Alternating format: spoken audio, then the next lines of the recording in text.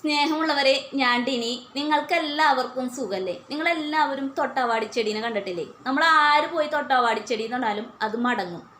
തൊട്ടാവാടിച്ചെടിക്ക് ജയിക്കാൻ അറിയാഞ്ഞിട്ടല്ല, നമ്മൾ തൊടുമ്പോൾ ആ ചെടി ഒന്ന് മടങ്ങുന്നത് കാണുമ്പോൾ നമ്മൾ സന്തോഷിച്ചോട്ടെ എന്ന് വിചാരിച്ച് അത് സ്വയം നമുക്ക് തോറ്റു തരുന്നതാണ്.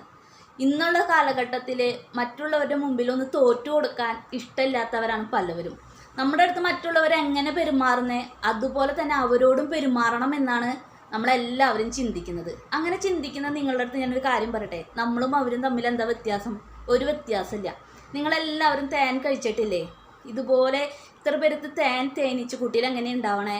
തേനീച്ചകളുടെ ഒത്തൊരുമിച്ചുള്ള ഒരു ജീവിതമാണ് അത്. നമ്മുടെ ജീവിതത്തിലും നമുക്കൊരു മാതൃകയാണ് തേനീച്ചകൾ കാട്ടുന്നത്. അത് നമ്മുടെ ജീവിതത്തിലായാലും സൗഹൃദത്തിലായാലും ഒത്തൊരുമ ഉണ്ടെങ്കിലാണ് തേൻ പോലെ നമുക്ക് മധുരിക്കാൻ പറ്റുള്ളൂ. കൊച്ചു കൊച്ചു പൂക്കളിൽ പോയിട്ട് അവർ തേൻ ശേഖരിച്ച് അത് ഒത്തൊരുമിച്ച് അതൊരു കൂട്ടിൽ ശേഖരിക്കുമ്പോഴാണ് കുറേ തേനായിട്ട് മാറുന്നത്.